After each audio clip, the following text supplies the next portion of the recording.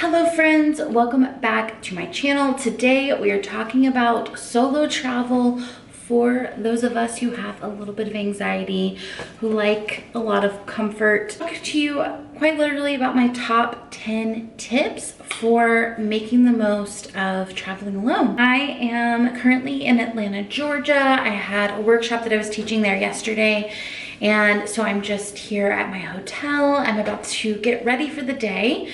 And while I'm getting ready, I thought we would have our little chat. I think the first thing, this is like not a listed tip, but I just want to note this because it made this trip amazing. And it's that I booked my trip through the Amex portal with my credit card. The reason this is amazing is because it gave me a ton of perks. So I got $75 toward breakfast in the hotel every morning.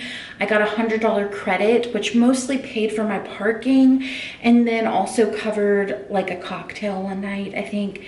The other thing that I got is I don't have to check out of my hotel until 3 p.m. today, which is amazing because I wanted to stay here as long as possible.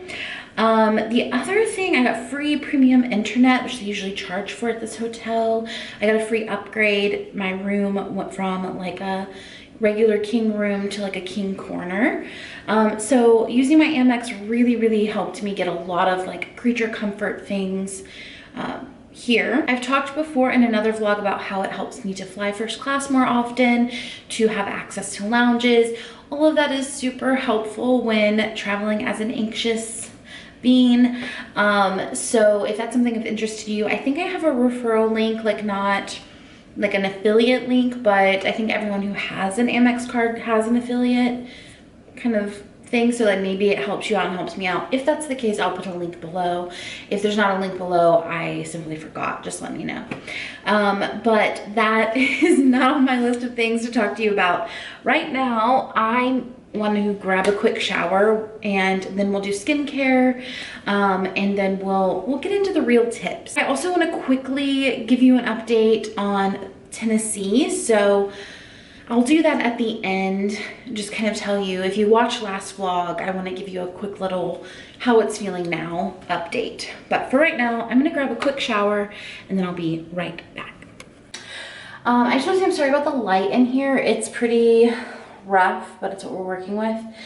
I am going to put on a little sweatshirt. So if you travel alone already and you're like, I want to do this more, or if you haven't traveled alone yet, but you're kind of nervous about it and you're not sure kind of how you'll handle it or how it will feel, this is for you. So I have my first 10 tips that came to my mind on just how I travel in a way that feels relaxing and not stressful.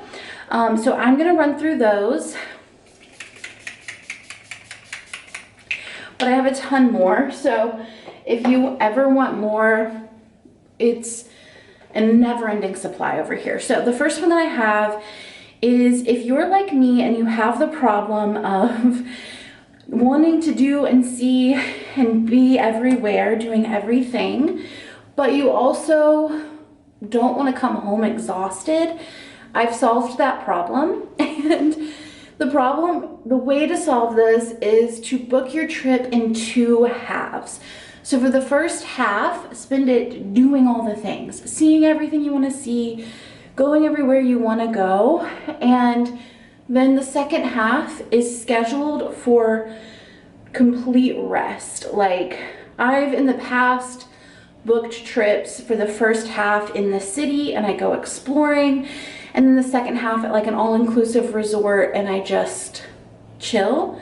Other ways that I've done this is I do the first half exploring, the second half revisiting some of the places that brought me the most comfort, or I knew I would really miss when I was gone, and I would just live kind of a normal life there. And quite frankly, that's my favorite way to travel anyway, and so that feels really good. The goal of this is that you kind of feed both monsters. You feed the monster that's like, I need to do and see and be everywhere, doing everything, but you also don't come home exhausted, needing a vacation from your vacation. That being said, for that first half, if you're kind of always on the side of being someone who's like, I just want to take it easy, then I want to challenge you on the first half to do something out of your comfort zone, something that is a little bit intimidating, a little bit scary, and embrace being uncomfortable, because that's where our confidence grows. And I think one of the best things about traveling alone is just this enhanced sense of self and a stronger sense of confidence, and knowing just how brave you are and how brave you're capable of being. Things that I've done while traveling alone that surprise me when I look back at them. I went on a date with one of my drivers. I hitchhiked in Nicaragua on the back of a motorbike. I stood on the side of a boat, and like all the locals were like sitting on the edge of this ferry boat, and it looked really scary. And I just like got up there and like stood and just enjoyed the wind in my hair. And this is an experience that I had by myself. Like only I will ever really truly have been there for that.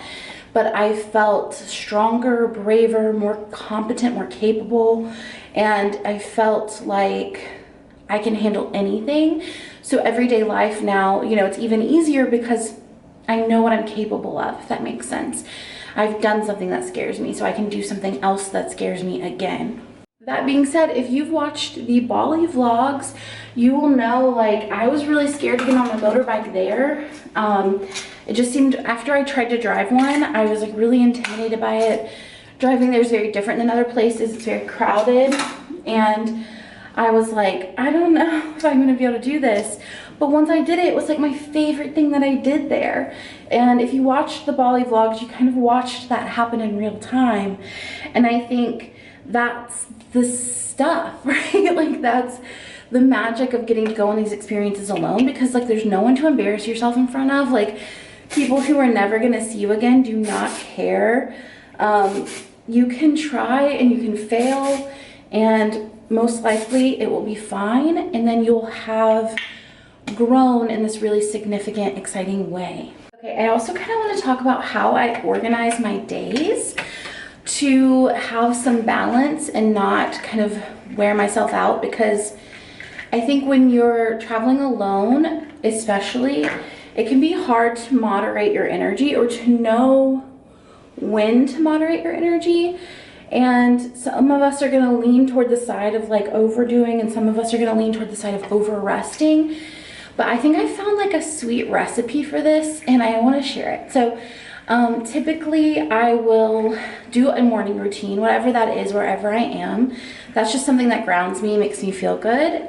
So I do that, and then I go get breakfast somewhere. Often I will go to the same place for breakfast every day, because it's kind of like a grounding moment. Like, okay, I become a regular, people kind of know me. I feel centered being there. I feel like I have a home away from home, and I find that really comforting as someone with an anxious being. I like to do that, to go to breakfast by myself, and then I do an activity, like usually a 2-hour activity. Maybe I go to a museum, or I go to a market, or whatever it is that I want to do. I go do an activity. Maybe go to a swimming hole or go on a tour. So that's number one. Then I'll do lunch, and then I'll do another activity. So another 2-hour-ish activity. And then I go home to the hotel, maybe around 4 or 5, and I have downtime. So this is my time to shower, get dressed, rest up, kind of have like an afternoon slump to just feel relaxed. And then I get dressed up and I go out to dinner. And typically I'll have a drink after dinner if I'm kind of in the mood to have a drink at that time.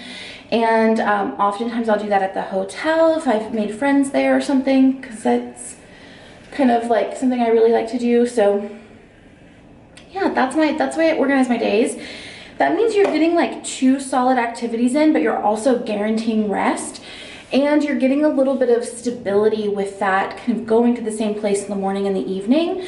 You're beginning your day with a constant, which can kind of like fuel you up and make you feel much more like there's something that you know, especially if you're traveling somewhere where the food is unknown and like you need something to count on.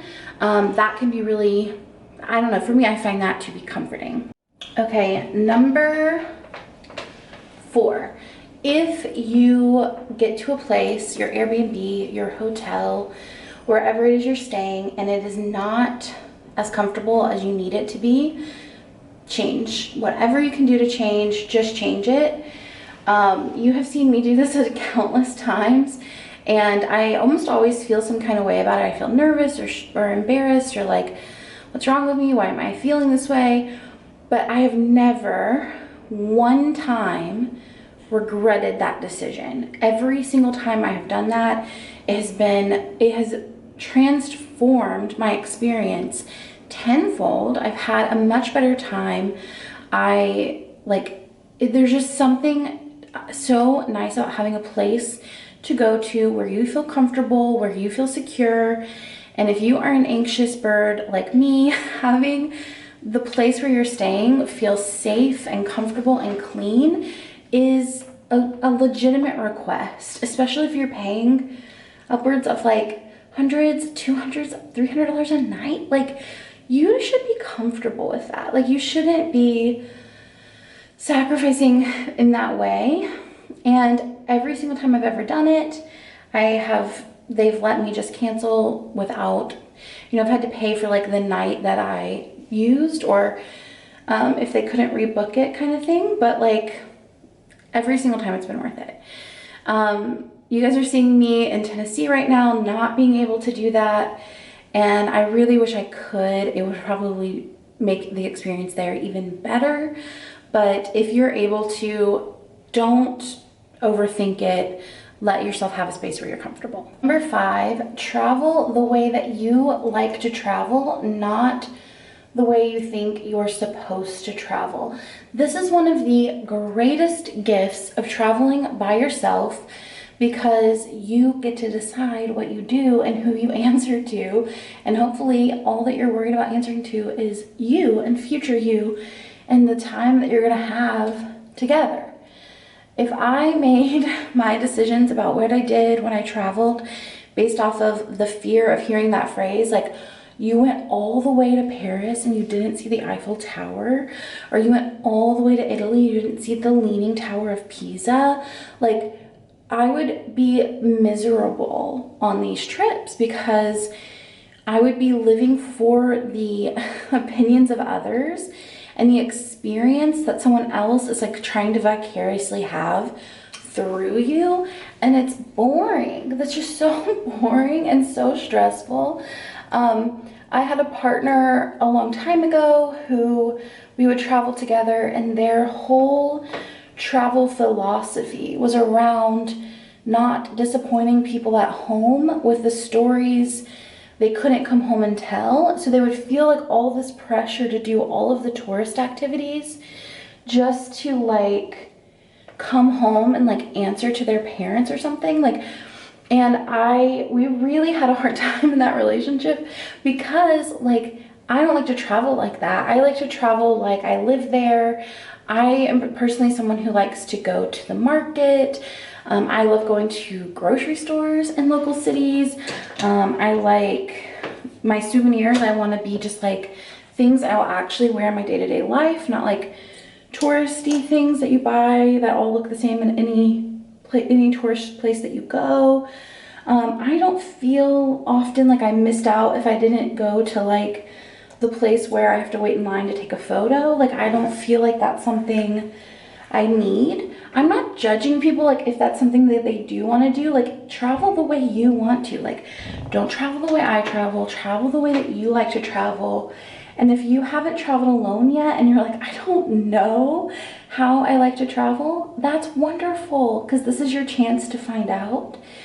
And like, yes, push yourself out of your comfort zone, do some things that you don't like feel super comfortable to do, but also like this is your trip. Make sure you're building it around what you like, not around what people at home are going to say or think, because they didn't fly to Paris that day, right? They didn't road trip with you to Southern Indiana.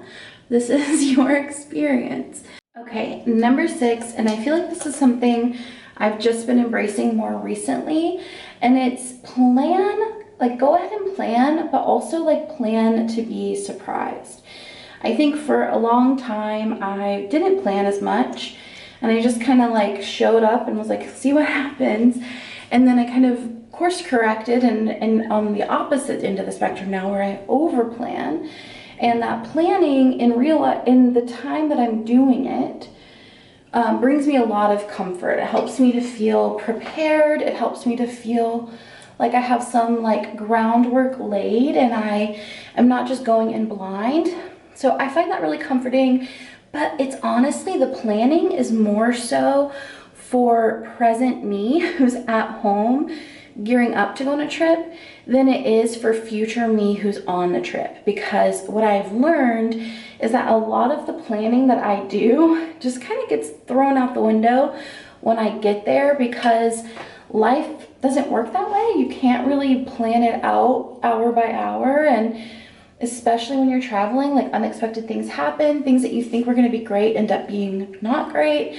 Things are further away than you think they are. The town is built differently than you thought it would be. So like plan for sure if it brings you comfort, lay some groundwork so you have some sense of what to expect when you get there, but also just fully embrace the fact that you're going to be surprised and it's not going to go the way you planned it to go, and that's a good thing, right? It's a good thing to be surprised and to have experiences that kind of shake you up a little bit, and that if you're like me and your anxiety needs a little bit of preparation time to feel comfortable and feel like everything's going to be okay, let her have it. But then trust that when situations do arise, you'll figure it out, you know? Like, especially now we have like modern technology. We can Google Maps things and Google Translate things. There's a lot of options available, but it's worth embracing the surprise. This is ridiculous, as an adventure. Okay, let's do my bangs. I'll probably have to do these and not talk. Okay. The next one is to have things that stay packed that you don't have to think about or overthink before you pack. So for me, I keep my toiletry bag packed. It has everything that I need in it, including like a spare toothbrush, toothpaste. Like I'm not ever having to remember to pack a toothbrush and toothpaste or like anything like that I need regularly. This little straightener stays in my bag all the time. And I have a first aid kit that stays packed all the time. And that is so helpful because the things that are typically like really essential and I might need in a crunch, I'm not having to worry if I remember to pack or not. The other key thing that I do that helps me so much is I pack these, refill these when I get home from a trip, not when I'm packing for a trip. The reason for that is I remember what I needed, what I was like low on or what I threw away when I'm traveling. So I can easily just kind of go home and be like, I need to put deodorant in the bag. So I'll go ahead and make that trip and grab some deodorant. Or if I, use something in the first aid kit, I can grab that when I come home. So the anxiety for leaving for the trip is just so much lower than it ever used to be for me because future me has been taken care of by past me. That being said, the first aid kit is also amazing because when you're traveling in a country that doesn't speak your language or like a lot of people don't speak English, it can be hard to know what the medicines are that you're buying or even like what percentage you're getting of them, like if it's what you're used to. So it's just nice to have your own. It's also good for when you're on transport. If you're on a plane or a boat or a train or a bus, you're not always gonna have access to like the medicines that you might need, especially if you're in a country where you can get like an upset stomach or something like that. Having the things that you need on hand can be just, it takes a whole element of stress out of the picture because you've already thought of it and already taken care of it. I'm gonna go get dressed real quick and then I'll be right back. Okay, I'm gonna do a little bit of makeup, not too much. Number 8 is use Instagram pictures to cross-check the places you plan to eat or to get, especially for me, getting coffee, because the restaurant that you're going to or the coffee shop you're going to, they're obviously trying to put their best foot forward. So their photos on their Instagram or their Google or their website are typically going to be high quality.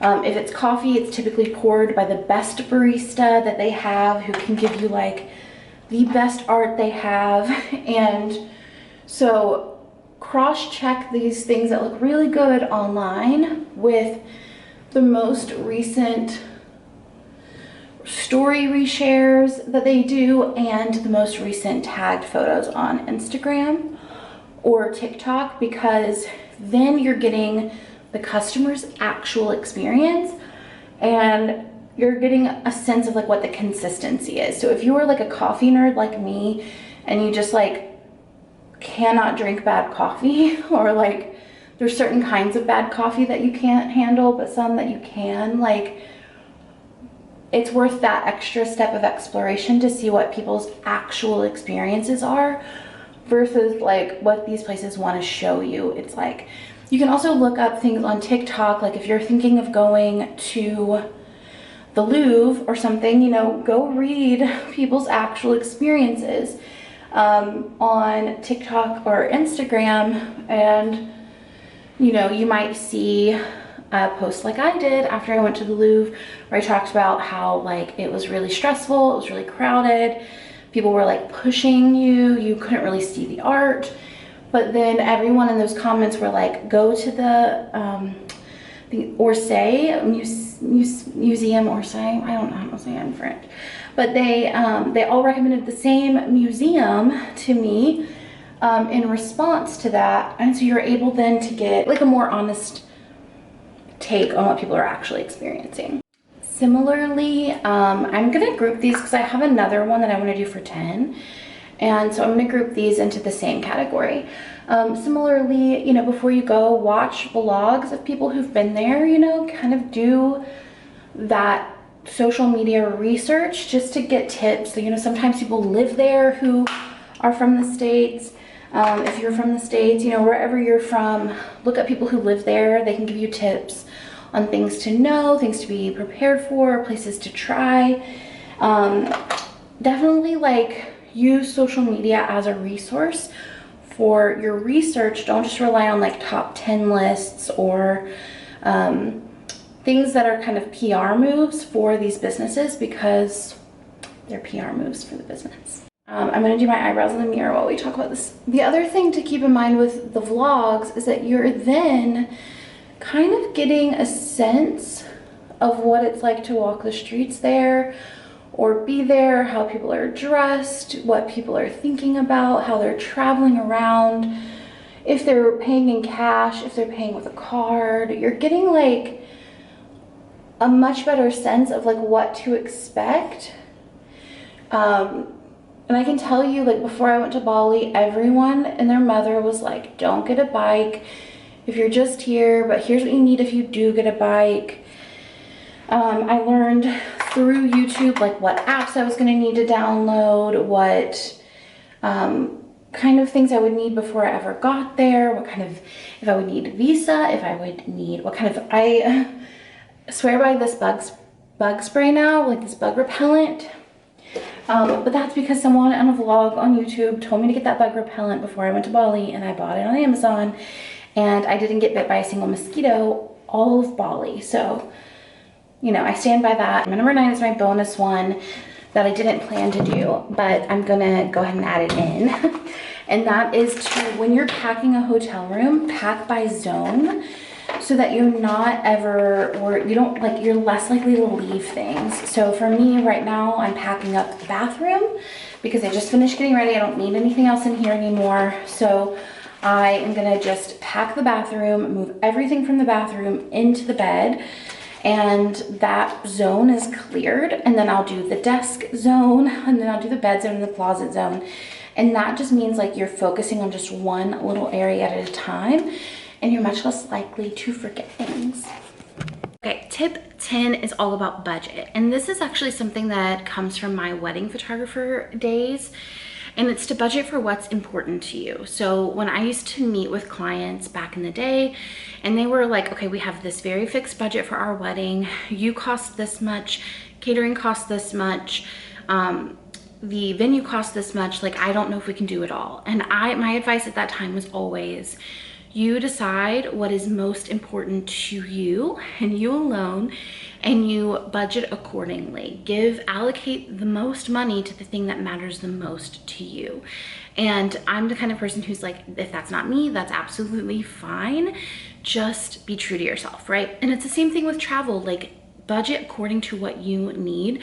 Splurge on the things that are gonna make your experience better. So for me, sometimes that's taking Ubers, right? Like, if I just need to take an Uber every day, that's gonna be where I budget my money. Sometimes it's not, right? It depends on where I am. But I recently booked a hotel in San Francisco, and all of the reviews were like, you'll have to Uber everywhere if you stay here. But that hotel had a really good coffee shop in it. It was really close to the thing I was there to do, but removed enough to where I felt like I would have my own space. And so I was like, you know what, that's worth it for me. I would rather just Uber if I need to. But that's the choice that I make. I also splurge on coffee, right? I'm gonna drink really good coffee. I'm gonna drink coffee multiple times per day. Part of traveling for me is coffee shop tours. So that's something that I really like to do. But maybe for you, you would rather spend your money on going to the top of the Eiffel Tower and eating dinner there. And that feels really fun and exciting to you. That's totally okay. When you're traveling alone, you get to decide. I'm personally someone who is going to splurge on where I stay. I don't like an uncomfortable space. So I'm going to always pick a place that's like a home base that feels really good to me. And I would rather spend a little more money on that and a little less money on going, like, I'm happy to see the Colosseum from afar than to like pay for a tour of the Colosseum. That's for me, right? But everybody's different. So for you, you get to decide, where do you want to put your money? It's your budget, it's your choice. Prioritize the things that actually matter to you, that are going to give you the most pleasure and the most joy. And the last thing I wanted to talk to you about is, just in case you watched the last vlog of me getting into Tennessee, I wanted to kind of give you a brief update of like how it's feeling, what it's like, and how I'm feeling about all of it. So updates in terms of what it's actually like being there, like after having spent like a full week. There are some elements that are not ideal. Like, the one that's hardest for me is the shower. The shower doesn't have a ton of water pressure, and it does not get hot. Like, it gets mid temperature, does not get hotter than just like lukewarm. So I've only really been showering like right after I work out, where that's not really frustrating for me, but otherwise it's pretty rough. We also didn't bring like a full-size mirror, and that's been strange.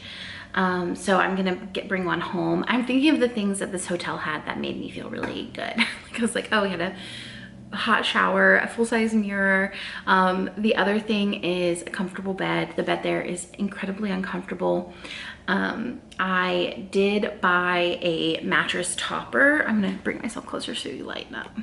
I did buy myself a mattress topper for the bed, and that has Obi said that he put it on just the other day. So while I was here, he said he couldn't really tell a difference, but hopefully it will feel better. I didn't sleep on the mattress when I was in college either. So I can't imagine doing that as like where I am now. That being said, the smell is really isolated to the 2 rooms that have rugs. So I'm assuming that's like what that's about. I think it's the dining room and the living room, and honestly we just don't spend any time in there. The kitchen doesn't smell great, but we do laundry in there and we do dishes in there, so it's, you know, it's kind of, I'm getting used to it. I want to really mop the floor, you know. I feel like that would help too.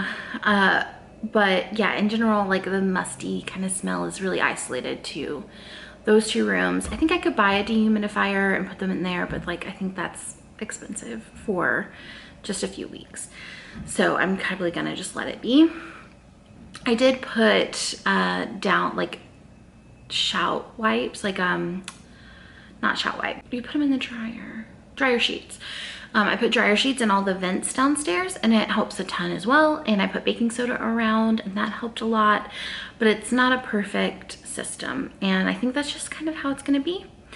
That being said, by the end of last week, I had really gotten used to it. Like, I got used to being there. I started to really appreciate how small the town is and how slow the pace is.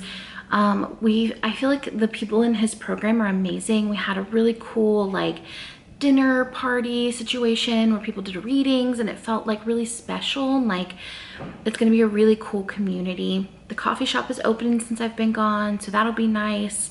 We've been spending a lot of time in the yard. There's this really cute little patio set in the yard, and Obi got string lights that we're gonna string over it to make it feel even more special. So yeah, I think we're just gonna make it our own, and Obi's fine with it. Like, he's not having a problem with it. I'm me. I don't like to yeah, be uncomfortable in my space. So yeah, I think that's kind of the update.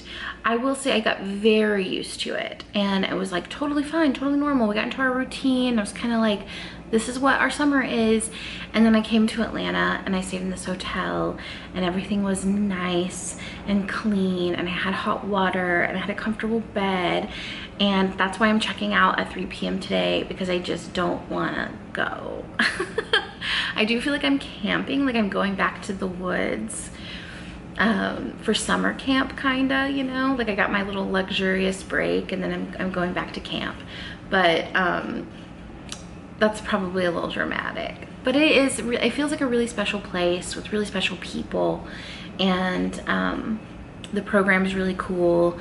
And yeah, all in all, it's a positive experience. It's just, yeah, a little out of my comfort zone, which I think is healthy for growth, you know, like we talked about earlier. It's like, it's okay to be uncomfortable sometimes. And yeah, so that's on me. But friends, thank you guys so much for being here. If you stayed all the way through the update, a real one, and I will see you next week for another one. If you want, real quick, if you want more travel videos, I have like infinite thoughts and opinions and tips for traveling. So if that's something you're interested in, please let me know. I will be more than happy to oblige. And otherwise, I will see you next week for another one.